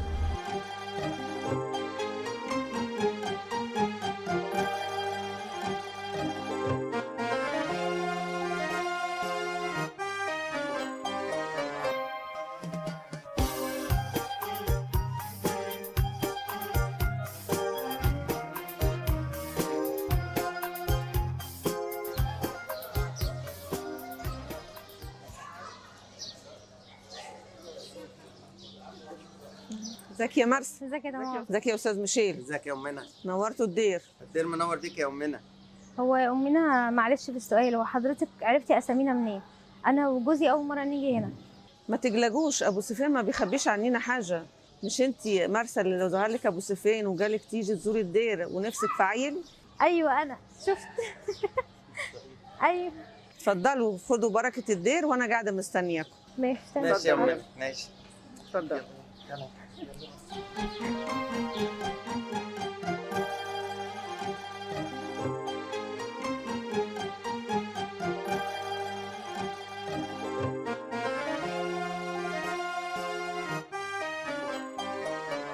أبو سيفين شاهد عظيم في المسيحية وبشفاعته تتحقق ليك الأمنية. قوم صلي قوم واطلب بشفاعته المسيح.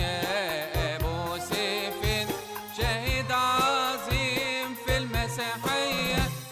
أبو سيفين شاهد عظيم في المسيحية.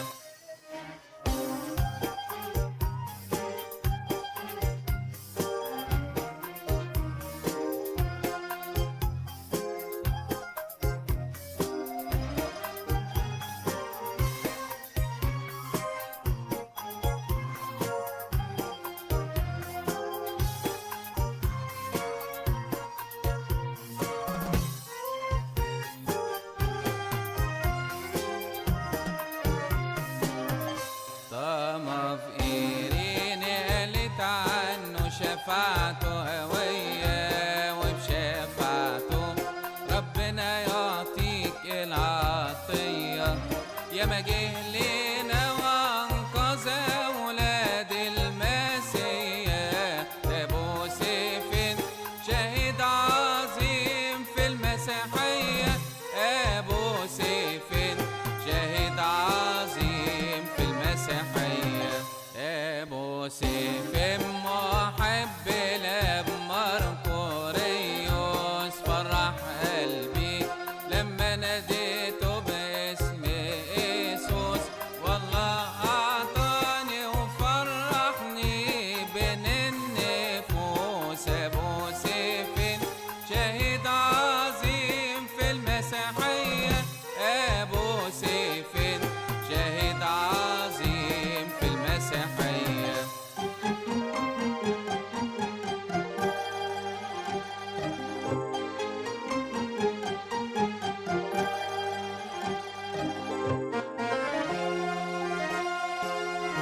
وادي حكايه ابو سفين وحكايه الدير. يا أمنا، أبو سفين ده طلع شهيد جميل قوي. ده ما بقاش شهيد بس بالنسبة لي، بقى أبويا وأخويا وكل حاجة ليا في الدنيا. شفاعته وبركته تكون معاكم يا رب. بجد يا امنا مش عارفين نشكر ابو سفين ازاي انه ادانا الفرصه ان احنا نيجي ونقابل حضرتك يعني وتشرحي لنا الكلام الجميل ده. كتر خيرك. بركته وشفاعته تكون معاكم، واسيبكم واخش اشوف شغل انا بقى. أمنا ثواني، هو أنا كده هبقى أم بجد؟ ابو سفين لما جاكي البيت قال لك ايه؟ قال لي هجيب ولد. طيب هتعايزه مني ايه انا الطيبه الغلبانه؟ ايوه يعني يا امنا، يعني هتجيبوا واد زي القمر وتسموه فلوباتير، وان شاء الله ربنا يبارك فيه. يا طب رب. شكرا يا امنا، شكرا. شكرا. خير. شكرا يا امنا. سلام. احنا بقى يلا.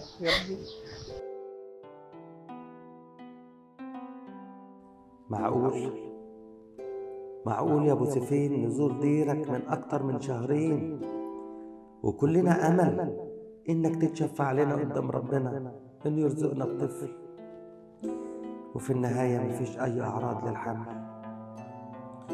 صبرني يا رب وصبر قلب مرسى، فلتكن ارادتك يا رب. ادخل. ازيك يا استاذ بشير؟ ازيك يا عم حماده، اخبارك ايه؟ نشكر ربنا الحمد لله. كويس انك جيت، انا كنت لسه هكلمك. معلش هستاذنك يا عم حماده تعمل لي اي حاجه اشربها. حاضر، تكون عندك حاله. لا استنى خد. كنت عاوزني في حاجه ولا ايه؟ كنت عايز من حضرتك بس تعمل لي سلفه من المرتب. انت عارف الحياه بقت صعبه والدنيا بقت نار. يا عم حماده ما تتاسفش على سلفه انت تاخدها من مرتبك، بس انا عايز اقول لك كلمتين. اتفضل.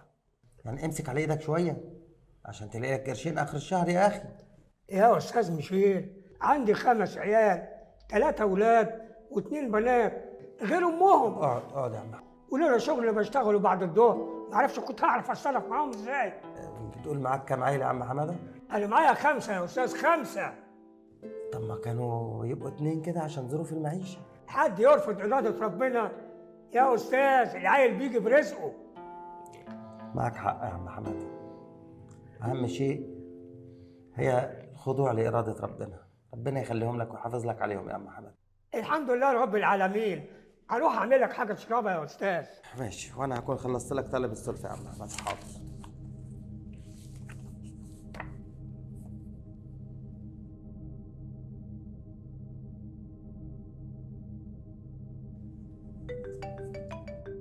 مرسى. الو. ايه يا حبيبتي؟ لا ربع ساعه واكون خلصت ان شاء الله. حاجه ولا ايه؟ لا ما فيش، مخنوق شويه بس. مريم مين؟ مريم اختي. ايه خير؟ ايه سبب الزياره بقى؟ طيب لا تمام، خلاص ربع ساعه انا هتحرك من هنا وانت قومي معاها بالواجب لغايه ما اجيلك. ماشي يا بابا، مع السلامه. حلها من عندك يا رب. ادي يا ستي كل الحكايه. يا مرسى، كل دوت من غير ما حد يقول لي؟ انا صدقني كنت فاكره مشيل حكى لي. لا مشيل حكى لي ايه؟ مشيل ما قاليش اي حاجه خالص. هو فاكر اصلا كان امبارح. عندك حق. طب وانت ما حسيتيش باي حاجه يا مرسى من ساعتها ولا اي تغيير؟ هو انا كنت حملت قبل كده عشان اعرف بيحسوا بايه. شويه ترجيع على شويه بقى وجع بطن، مش عارفه. شويه خلاص يا ستي سيبيها على ربنا، واللي عايزه ربنا يكون. يا رب حبيبتي. ايه يا مريم؟ عامله ايه؟ ازيك يا مشير؟ عامل ايه؟ نور الدنيا. ازيك يا مرسى؟ الحمد لله يابا. اتاخرت ليه يا ابني؟ انا كنت هقوم امشي، ده انا حتى صدعت مرسى. لا صدعيها احسن، مش احسن ما تصدعني انا بقى كده. طب لما تمشي بس مريم اصبر عليا. لا يا مشير اخص عليك، ما تقولش كده، ده مرسى عسل حبيبتي. المهم مش هنتغدى ولا ايه؟ لا واحنا لسه هنستناك لحد ما تيجي. احنا اتغدينا على فكره من بدري. يا مفاجيع انتوا الاثنين. طب كنت استنوني. طيب لا هحط لك هات اي فاكهه ولا اي شاي ولا اي حاجه. طيب ماشي، هجيب فاكهه واجي احط لك الاكل. قوم يا ستي ما تزعلوش. ماما عامله ايه دلوقتي؟ كويسه الحمد لله. ومين عندها؟ ما تقلقش عليها، انا سايبه جاكلين معاها. انا استغربت بصراحه، قلت هتسيبها لوحدها ولا ايه؟ لا ربنا يخليها لك يا رب. طب قولي لي جاكلين عامله ايه في الدراسه؟ ما انت عارف جاكلين بقى، بس الصليب عليها، هي مش فالحه غير في المذاكره. هتكون طالعه لمين بقى غير مامتها؟ قر انت بس يا قرار. استنى بشوف مرسى. ايه مرسى مالك؟ مالك يا مرسى؟ مالك يا مرسى؟ في ايه؟ بطني ماشي. في ايه؟ بطني. طب اهدي طب يلا يلا بينا نروح. طب اعملي لها ينسون ولا لا حاجه؟ لا لا لازم تروح فورا مع الدكتور. لبسيها حاجه وتعالي نوديها للدكتور بسرعه. طب يلا يا مرسى. يا أستاذ أمري، قلت لك تكرر العلاج تاني لمدة أسبوع. لا لا لا ما تقلقش، هات لك شريط بنتلوك 40 وكل يوم خد حباية على الريق. لا لا لا مفيش أي إزعاج، تحت أمرك، ربنا معاك. دكتور في حالة وانا واضح انها تعبانة قوي، ادخلها ولا اعمل ايه؟ طبعا تدخليها. على مين بس؟ معلش يا مرسى. معلش يا مرسى. سنور لا لا لا ما تقعدوهاش، سارة دخليها على الشيزلونج.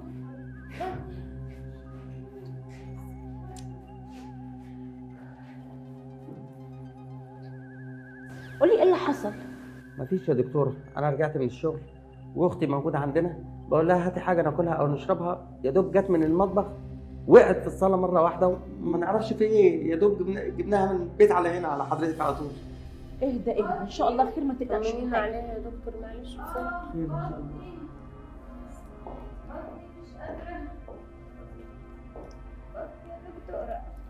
مريم انت متاكده ان الدكتوره دي شاطره؟ ايوه طبعا، ده هي اللي بتعالج ماما وكمان بتكتب لها علاج كويس رقيت عليه. ماشي يا ستي، اما نشوف.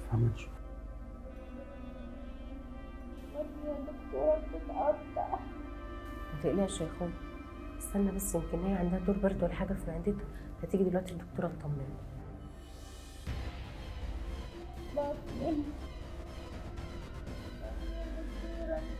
مدام مريم. ايوه يا دكتور. هي مدام مرسى خلفت كم مره قبل كده؟ خلفت؟ مرسى ما بتخلفش اصلا.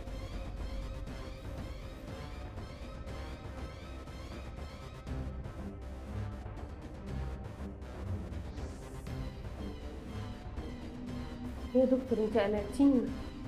خير ان شاء الله، بس انا مش عايزه اتدخل في حاجه مش من تخصصي. مدام مرسى لازم تتعرض على دكتور نساء ولاده. نساء ولاده؟ ايوه طبعا نساء ولاده. لو مش عارفين دكتور انا ممكن ادلكوا على دكتور شاطر جدا هيتابع معاكوا حاله مدام مرسى. واحنا هي متابعه من زمان مع دكتور اشرف الحداد، اكيد حضرتك عارفاه يعني. طبعا الدكتور اشرف ده غني عن التعريف، وهو ده اللي كنت هقول لكم عليه، وهو ده اللي هيفيدكم فعلا في حاله مدام مرسى. طب ممكن ناخدها ونمشي يا دكتور بعد اذنك؟ طبعا طبعا. طب يلا يلا نمشي ناخدها ونمشي دلوقتي. يلا ما تقلقوش وان شاء الله خير. والله يا دكتور اشرف انا جايه لك يا اخويا النهارده عشان تشوف لي حل في رجلي اللي وارمه دي، مش قادره امشي عليها خالص، تكتب لي على دواء ولا حاجه. ده حتى المعلم شوقي جوزي قال لي عليكي وعلى الدكتور اشرف خليه يكتب لك على دواء حتى لو كان غالي، ما يهمكش يا اخويا الفلوس، ده عنده استعداد يبيع لي محل من محلات الجزاره. امال ايه؟ وارجع تاني يا اخويا زي الريشه كده في الشقه. ربنا يزيدكم من نعيمه يا مدام عدلات. بس انا مش هقدر اكتب لك اي ادويه، والورم اللي في رجليكي ده شيء طبيعي لانك في الشهر السابع، مجرد ما تولدي بالسلامه كل الورم ده هيبتدي يروح تدريجيا. يا لهوي، هو انا لسه هستنى شهرين يا دكتور؟ ده المعلم شوقي جوزي قال لي عليكي وعلى الدكتور اشرف، ده دكتور كبير قوي في البلد ويعرف يجيب لك الادويه المستخبيه. صدقيني انت مش محتاجه تاخدي اي ادويه، اللي انا كاتبه لك ده هو اللي تمشي عليه، والنظام الغذائي المظبوط وهتبقي زي الفل.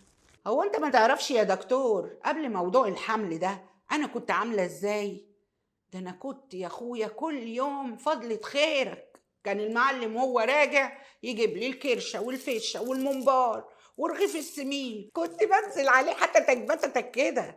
بس دلوقتي موضوع الحمل ما بقتش قادره ولا اشم الاكل ولا اشم اي ريحه في الشقه، اعمل ايه؟ وليل ونهار رايحه على الكبانيه. كبانيه يا مدام عدلات، اهم حاجه من فضلك نخف المحمر والمشمر ونخلينا في المسلوق، وانا هكتب لك يا ستي فاتح شهيه عشان يفتح نفسك على الاكل. خلاص اللي انت شايفه يا دكتور. عموما هو ده المفيد لحالتك، من فضلك تسمعي كلامي. ادي روشته، سلميني على المعلم شوقي. إلهي ربنا يخليك لينا يا رب. ودي له كفايه خلفه بقى كده. كفايه خلفه ليه يا اخويا؟ انت عايز المعلم يتجوز عليا؟ انت بتقول ايه؟ لا، طول ما انا فيا صحه والمعلم فيه صحه لازم نجيب عيل واثنين وثلاثه. وانت مش عايز تشتغل ولا ايه يا دكتور؟ عايز اشتغل بس صحتكم مهمه عندي برضو. الهي يخليك لينا يا رب. معلش لا مؤاخذه ما بقومش على طول. يعني يا دكتور ما بقتش اقدر والله يا اخويا. سلام عليكم. وعليكم السلام.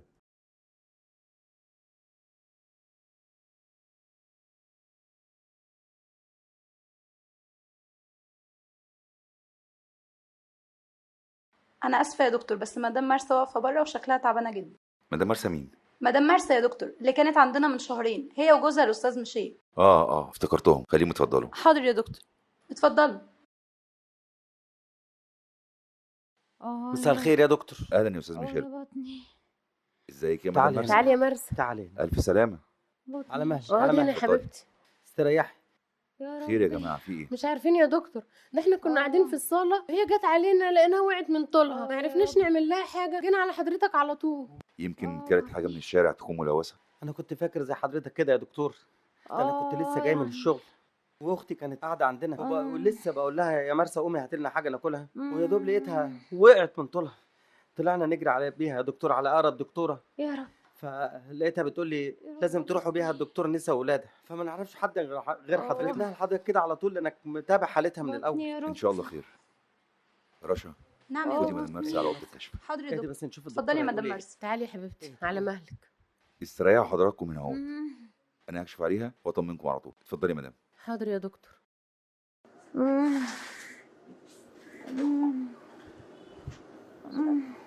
خير يا مدام مرسى، ان شاء الله خير. يا رب.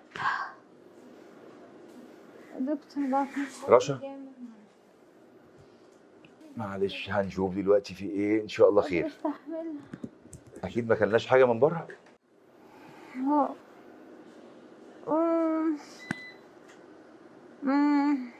انا مش عارفه ايه اللي بيحصل لك ده يا اخويا، بس معلش ان شاء الله ربنا موجود ونطمن عليها. يلا الحمد لله، اللي يجيب ربنا كله كويس. مريم، افتكري كلت ايه كده وانا مش موجود؟ كلت ايه؟ كلنا مع بعض تونه. يا مريم حرام عليكي، مش تقولي كده من بدري؟ يبقى التونه هي المسممه وهي اللي جابتنا على هنا. ازاي مسممه؟ ما هي لو كان هيجرى لها حاجه كان هيجرى لي حاجه انا كمان. استنى بس لما نشوف الدكتور اللي انتوا طالعين بيه القلعه ده هيقول ايه. مدام مرسى، انت بتحسي بالالام دي من امتى؟ النهارده بس. انا بجبت في بطني مش قادره استحمله.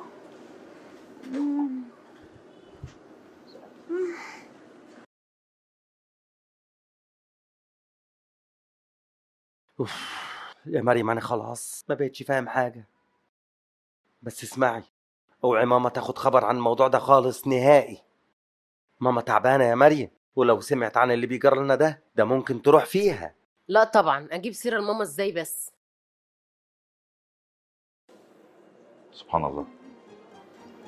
يا دكتور انا متسممه. لا يا مدام مرسى مش متسممه. يا رب. ان شاء الله خير. مش قادره استحمله.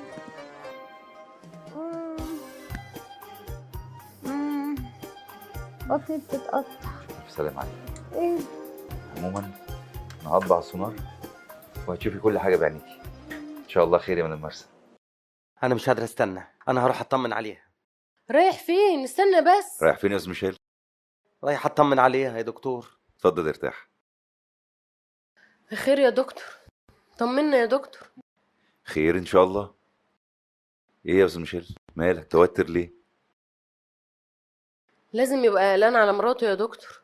حتى لو مش بتخلف؟ هو انا ليا غيرها يا دكتور؟ صدقني يا دكتور، لو فيها كل امراض الدنيا انا ماليش غيرها. ان شاء الله خير، هنعرف دلوقتي كل حاجه. رشا. نعم يا دكتور. من فضلك هاتي لي الفايل بتاع مدام مرسى القديم والسونار اللي عملناه جديد. حاضر يا دكتور. اتفضل يا دكتور، ده الفايل القديم ودي الأشعة وده السونار الجديد. جميل. من فضلك خليكي مع مدام مرسى لغايه ما المحلول يخلص، وبعدين شيلي الكاميرا من ايديها. حاضر يا دكتور. يا دكتور يا دكتور من فضلك احنا الموضوع ده اتكلمنا فيه كتير قبل كده، وخلاص موضوع الحمل ده كله والسونار والكلام ده خلاص احنا مش هنتكلم فيه تاني، واحنا راضيين باللي كاتبه لنا ربنا وخلاص بقى. استاذ ميشيل، مبروك، مدام مرسى حامل وفي الشهر التاني. حامل؟ ازاي يا دكتور التسمم يقلب لحمل؟ الحقيقه ازاي ديت انتوا اللي تجاوبوني عليها. فاكر يا استاذ ميشيل لما جيت لي من 3 شهور وقلت لك طبيا استحاله حدوث حمل؟ ايوه لكن ايوه عشاننا في ربنا كبير واراده ربنا فوق كل شيء. اكيد. الحقيقه انا مش عارف اخواتنا المسيحيين بيروحوا الاديره والكنايس بيعملوا ايه وبيرجعوا لنا بنتائج مبهره العلم نفسه بيعجز عن تفسيرها. انا شخصيا ليا اصدقاء كتير منهم ومن اقرب الناس لقلبي. يعني يا دكتور مرسى مراتي حامل، انا هيجيني ولد او بنت اللي يديهوني ربنا؟ ايوه بس ميشيل حامل وفي الشهر التاني. طب ننفع يا دكتور ناخدها ونمشي ولا نستنى شويه؟ ايوه طبعا تقدروا تاخدوها وتمشوا. شكرا يا دكتور. شاكرين يا دكتور. ربنا يخليك. يلا يا مريم، يلا يا مريم.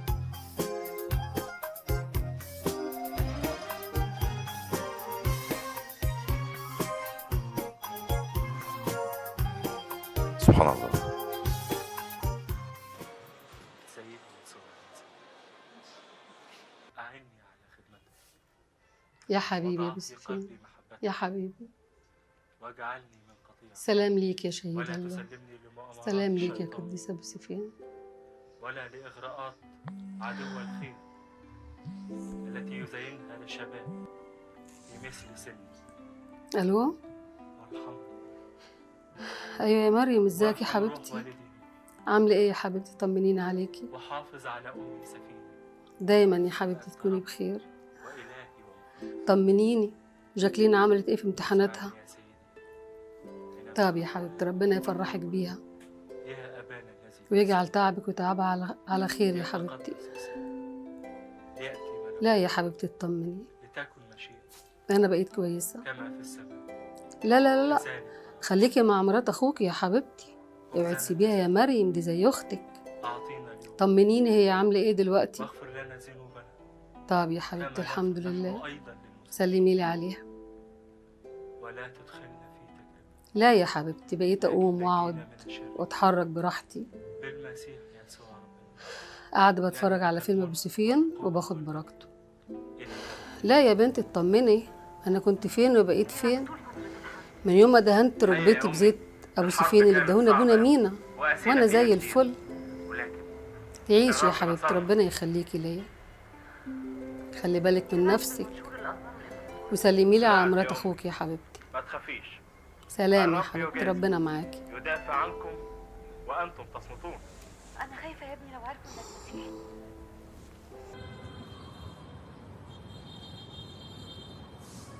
ربنا يخليكي ليا يا مريم، تعبتك معايا كتير، تعبتك معايا يا ريني انت كمان. تعبتيني في ايه بس وانا عملت حاجه؟ البركه في مريم ودميانه اختك، هما اللي تعبوا. ربنا يا حبيبتي يخليكوا لبعض. حبايبي ده انا عايزه اقول لك من ساعه ما الدكتور قال ان هي حامل وانا كان قلبي هيقف من الفرح. اكيد طبعا يا مريم، ما هي فرحه مرات اخوك هي فرحتك برضه.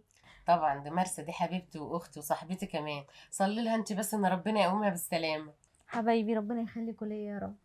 عشان تفتكري لما قلت لك تتشفعي بابو سفين. حبيبتي ده انت عارفه ايه ده، انا اول مره اشوف بني ادم بالمنظر ده، انا اول مره اشوف حد بالمنظر ده وبالجمال ده، هيبه كده وخلى الدنيا كلها نور. قمر، انا اول مره اشوف حد كده. ده عشان انت بس طيبه وقلبك جدع، فابو سفين ما حبش يكسفك. حبيبتي الحمد لله، اشكرك يا رب. اهلا، ازيكم؟ عامله ايه يا مريم؟ الحمد لله. اخبارك ايه يا مريم؟ شيء. الحمد لله. ازيك يا ايرين؟ اخبارك ايه؟ هو ابو فلوباتير جه اهو. لا مش بدري كده يعني يا ايرين. يلا هسيبكم انا بقى، ولو احتجتي اي حاجه رنيلي وانا هجيلك على طول. طب بدري ليه كده؟ انا كده نازل على فكره. استني خديني معاكي، انا رايحه بس هجهز اكل للولاد وبعد كده باجيلك تاني. ماشي يا حبيبتي، ربنا يخليكي. ماشي يا قلبي. ماشي. طيب ربنا معاكم، توصلوا بالسلامه. شرفتوا. بطمنين على ماما يا مريم. حاضر. هوصلهم واجيلك. الكتاب بقى فين بقى بتاع ابو سفين؟ اهو. تعالى انت بقى يا حبيبي اكمل بقى الكتاب. وصلت لايه؟ ايوه انا.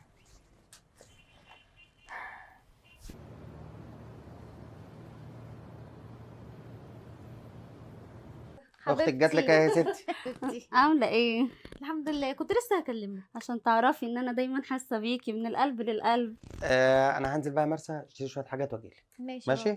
الحقن ابعتها لي على الواتساب عشان انا بنسى الاسم. ماشي حبيبتي، كنت لسه هكلمك. عشان تعرفي بس ان انا قلبي دايما حاسس بيكي. انا يا دوبك غيرت هدومي وجيتلك على طول. المهم طمنيني، عاملة ايه دلوقتي؟ الحمد لله. ما تتنقليش من جنب تاني، اديني بقول لك اهو، يا اما وقت جوازك وترتيب جوازك انا مش هبقى معاكي. انا اقدر برضو.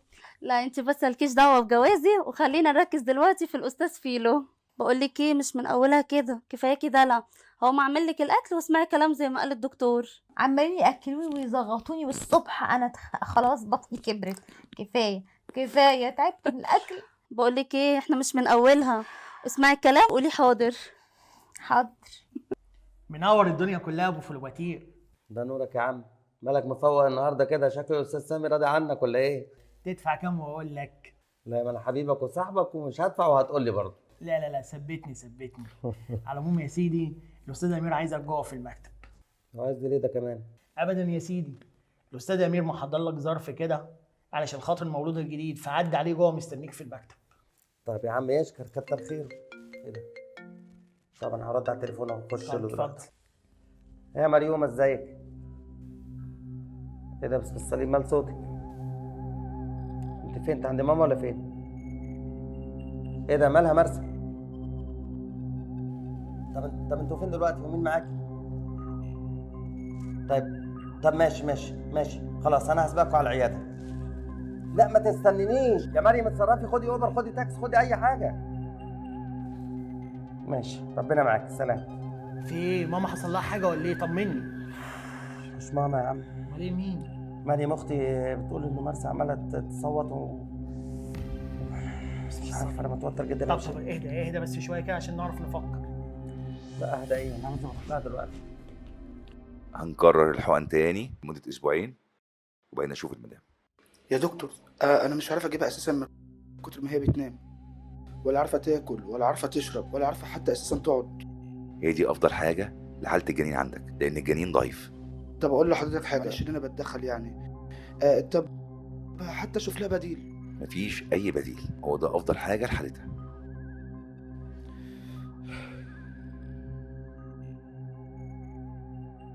طب يا دكتور شكرا. مع السلامه. معانا. مع السلامه.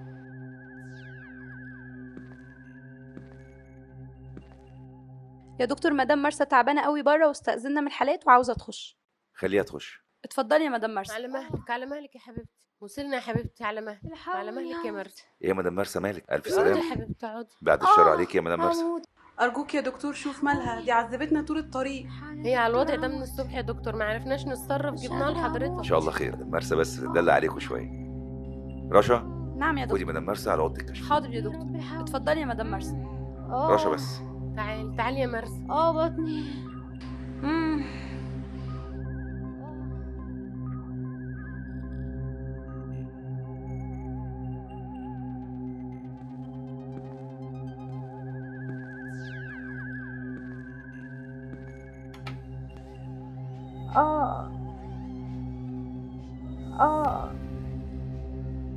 يا رب. يا رب. يا رب بطني. بطني.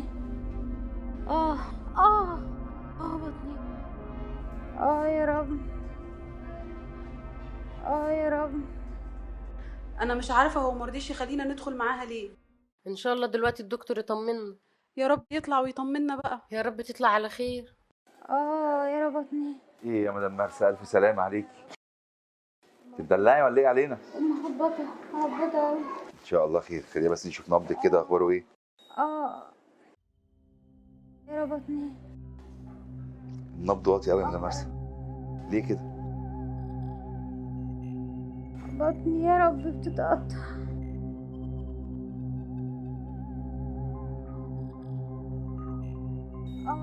مدام مرسى دقات قلبنا عاليه جدا، ليه كده؟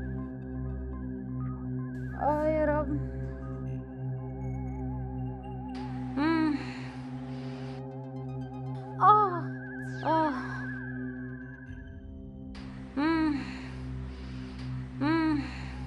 رشا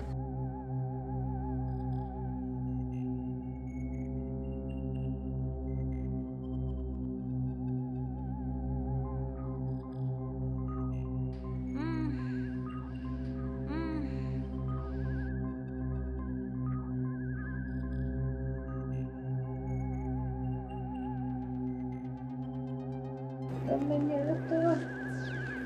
ان شاء الله خير. عايش.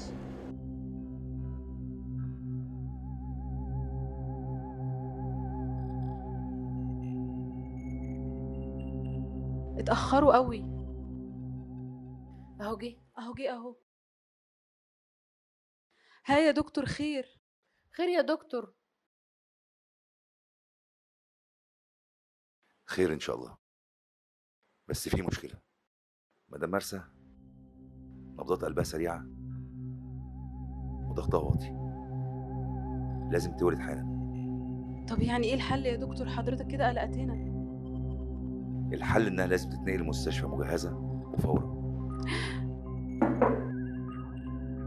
ازيك يا دكتور؟ ازيك يا مريم؟ ايه يا ام فادي؟ مرسى فين؟ مرسى لازم تتنقل للمستشفى حالا يا استاذ ميشيل. مستشفى؟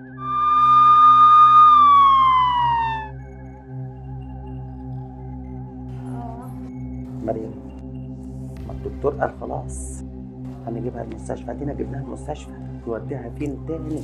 استنى بس، دي بيكشف عليها وهنطمن دلوقتي. حصل بقى. اهدى بس شويه. هيا يا دكتور طمنا.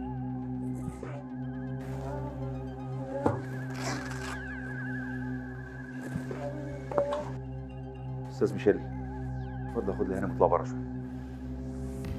طب في ايه يا دكتور؟ ان شاء الله خير. يلا يمشي، يلا طب نطلع نستناها بره. هنستناكي بره، احنا بره، ما تخافيش ما تخافيش. ربنا معاكي يا حبيبتي ان شاء الله.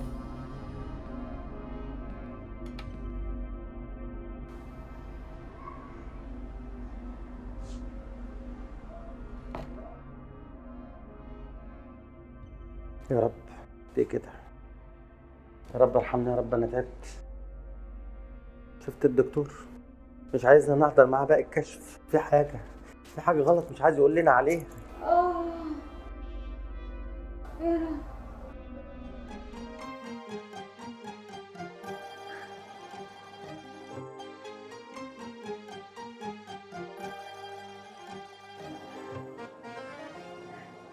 هدي يا مريم، مرسى هتموت يا مريم. مش هتموت ولا حاجه، ما تقولش عليها كده. دلوقتي الدكتور يطلع ويطمنا. يا ام فادي، ام فادي، انت ما شفتيش نظراته عامله ازاي؟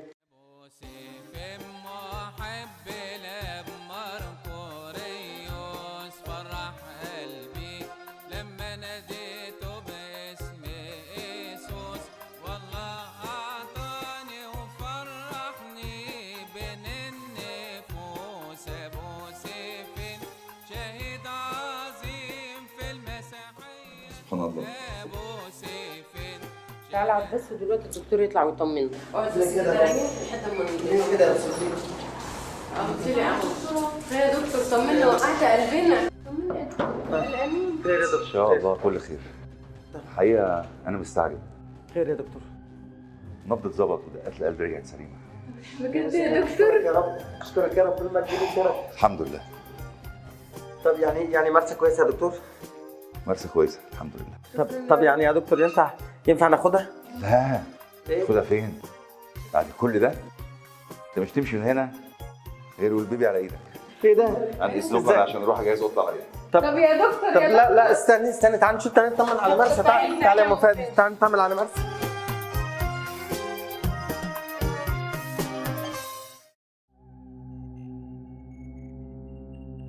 يا رب يا رب. يا مريم ما تشوفي هندخل ولا لا نعمل طبعا ايه ما دلوقتي؟ ينفعش ندخل. يا رب كده كتير.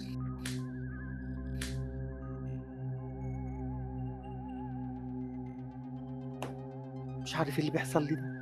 اهدى يا مشيل، دلوقتي تطلع بالسلامه. هتطلع بالسلامه. ايه ده؟ في صوت نونو. فين؟ اهو. يا رب اسم الصليب، اسم الصليب، اسمك يا رب. شايفه مريم؟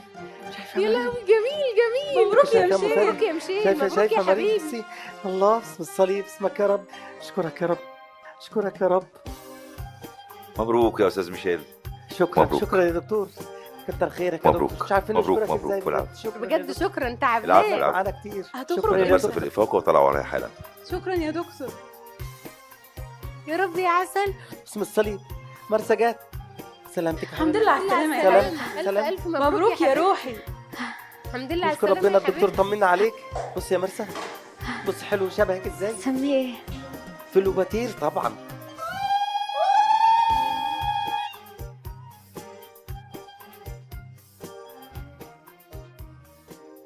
بسم الآب والابن والروح القدس إله واحد أمين.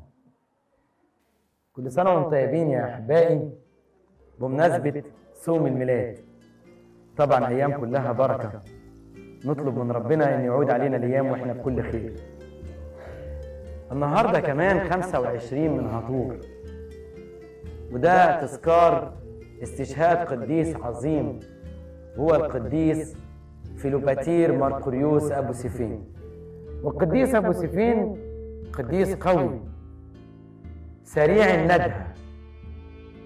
ولما باجي أتكلم عن القديس أبو سيفين والقديس ماري جرجس وجميع القديسين الذين أرضوا الله بأعمالهم، فإحنا بنتكلم عن الشفاعة التوسلية.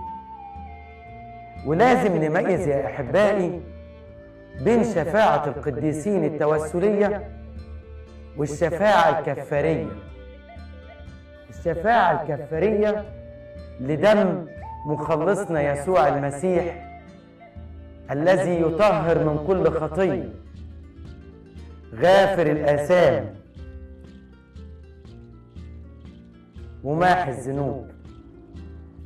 الشفاعة يا أحبائي فكر كتابي، فكر كنسي، فكر متأصل جوه كل مسيحي يؤمن إن إلهنا إله أحياء وليس إله أموات. مش بنأله إنسان. إحنا نميز يا أحبائي بين عبادة الله الواحد وبين تمجيد القديسين. إحنا لما بنمجد قديس بنمجد الله في هؤلاء القديسين. عشان كده يا أحبائي اطلبوا بقوة صلوات القديسين، نصلي بلجاجة، نطلب صلاة القديسين. أي حاجة شايفها مش في صالحك، شايفاها مش في صالحك، اعرفي إن تدبير الله صالح، وإن ده بحكمة ربنا. هو عالم وعارف باللي هيحصل بعد كده، عارف إن ده مش في مصلحتنا، عشان كده مش بيحصل. الناس اللي بتقول إن زمن المعجزات خلص خلاص أو انتهى، لا يا أحبائي، إحنا كل يوم في حياتنا بل كل لحظة في معجزة. النهاردة يا أحبائي معانا معجزة واضحة وصريحة، معجزة ملموسة. معانا أستاذ ميشيل ومراته مدام مرسى وابنهم فيلوباتير، عطية الله ليهم. مدام مرسى يا أحبائي، لو في حد مش عارف المعجزة اللي حصلت، عايز أقول لكم إن أبو سيفين ظهر لها وقال لها بترتيب ربنا وتدبيره هيكون ليكي ابن وهتسميه فيلوباتير على اسمي. النهارده هم حضروا معانا عشان يحكوا لنا ويقولوا لنا ايه اللي حصل معاهم، وعشان كمان يوثقوا المعجزه دي. اتفضل يا استاذ ميشيل. شكرا يا بني. ربنا معاكم. الف مبروك. زي ما اتفقنا يا احبائي، يا ريت بكره تحضروا المعموديه، تفرحوا معاهم وتفرحوهم. الله يبارك فيك يا ماما. يلا بقى نتصور عشان ناخد ايه الصوره دي ذكر.